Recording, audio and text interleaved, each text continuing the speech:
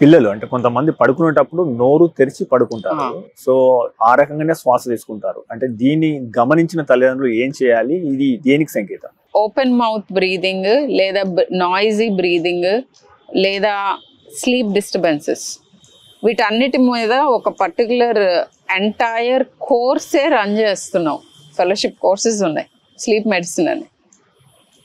ఇవి చాలా ఇంపార్టెంట్. ఎందుకంటే మనం చిన్నతనంలో శ్వాస ఎలా తీసుకుంటామో దాన్ని అనుసరించి మన ఫేస్ ఆర్కిటెక్చర్ ఫామ్ అవుతుంది, మన సైనస్లు డెవలప్ అవుతాయి, మన పలు వరుస డెవలప్ అవటానికి జా ఇవన్నీ కూడా ఫిజిక్స్ ఆఫ్ ఎయిర్వే మూలన, ఫిజిక్స్ ఎలా అయితే గాలి లోపలికి మనం తీసుకుంటున్నాం, నోట్లో నుంచా ముక్కులో నుంచా ఎలా శ్వాస తీసుకుంటున్నాం, గురక పెడుతున్నామా లేకపోతే ఇబ్బంది పడుతున్నామా, ఫ్రీక్వెంట్గా పోస్చర్ చేంజ్ అవుతుందా, స్లీప్ డిస్టర్బెన్సెస్ వస్తున్నాయా, ఇవన్నీ కూడా చాలా ఇంపార్టెంట్ గమనించుకోవటానికి. సో ఇవి ఎందుకు జరుగుతాయి ఇలా గురక పెట్టడం, ఓపెన్ మౌత్ బ్రీతింగ్ అని అంటే పిల్లల్లో కామనెస్ట్ రీజన్ టాన్సిల్స్, ఎడినాయిడ్స్ పెద్దగా ఉండటం వలన, బట్ ఓవర్ వెయిట్ ఉండటం, తర్వాత అలర్జీస్ ఉండటం, ముక్కులో అలర్జీ ఉండొచ్చు, ఆస్మా ఉండొచ్చు, లేదా కొంతమందికి ఈ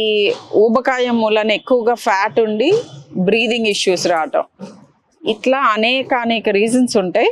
commonest reason is tonsils, adenoids and being over weight.